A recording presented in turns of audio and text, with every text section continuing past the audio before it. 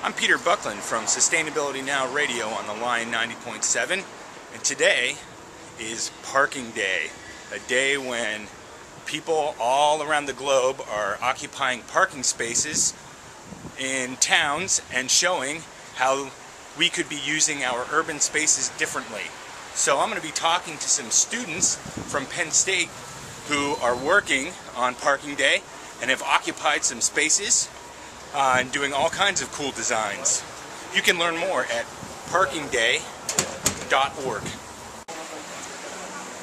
Hi, I'm Ariel Reese. I'm a fourth-year landscape architecture student, and here we have a Parking Day spot. And Parking Day is pretty much a worldwide event where people in their communities take over a parking spot for a day and create a park out of it. And so they're pretty much reclaiming the asphalt and creating a green space out of it. My name's Kevin Mokas. My major is landscape architecture. I'm a fifth year here at Penn State. And today we're celebrating Parking Day, which basically is all about public space in an urban setting.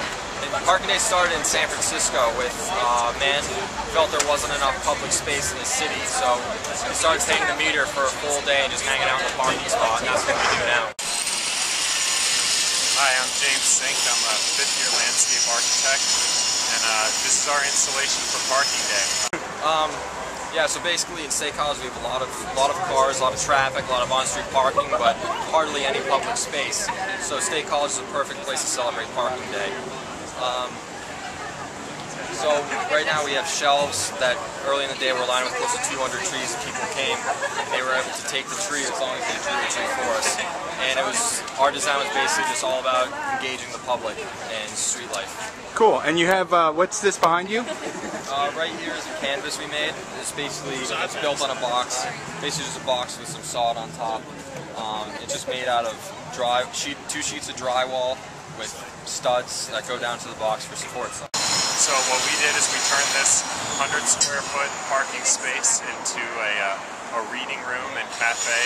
We set out some hot coffee, some books about architecture and landscape architecture, and we put a barrier between people and the traffic just to make it a little more inviting, and just set it up to see what would happen. So we've had some people sit down, enjoy at Beaver Avenue and Beaver Canyon. So we'll go on to see what exciting things happen once the sun touches the site.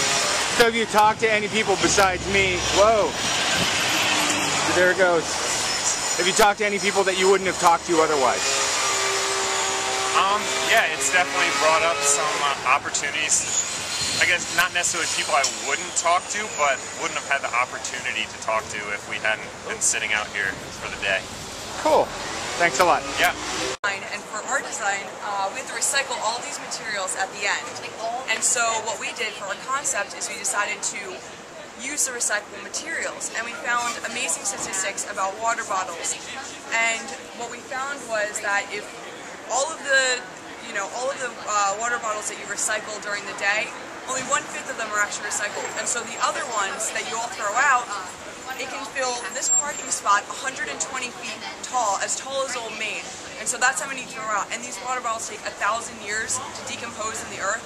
So as our concept, we're trying to show that if you keep throwing out these water bottles, then eventually our Earth and our planet is going to be made out of one big plastic water bottle.